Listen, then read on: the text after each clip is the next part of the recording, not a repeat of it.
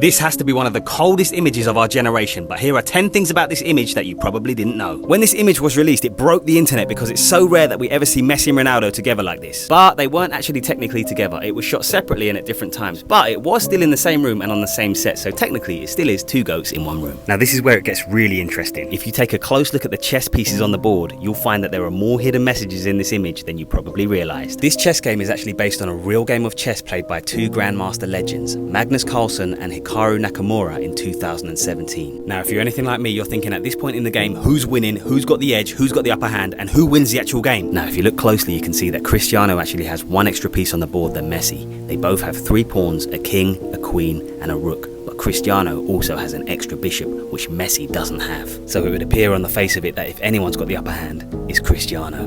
But things are not always as they seem. Let's take a closer look. The game that this is actually based on ended in a draw. There was no winner or loser. It might look like there are still a lot of pieces on the board, but this game is over. The result of the game is a draw because white is up a bishop and black has nothing better than a perpetual. The game of chess coming to an end could symbolize the two goats coming to the end of their careers, which will be a sad day for all of us. And yes, sometimes I do lie awake at night thinking of that looming day. Here's some other things about this image that could be hidden messages. It's no secret the importance of the number 7 to CR7, so the fact that he's on the side of the board with 7 pieces may be more than just coincidence. In chess, white has an inherent advantage and makes the first move, which could be referring to Cristiano being slightly older and making his pro debut 2 years and 9 days before Lionel Messi, giving him a bit more time to play more games and build his stats. Or it could be symbolic of Cristiano having a genetic advantage over Messi by being physiologically superior in many departments, for example speed, height, strength and vertical jump. However, there is room for debate on who is physiologically more designed for being the ultimate footballer, because Messi's low centre of gravity, high game IQ and technical ability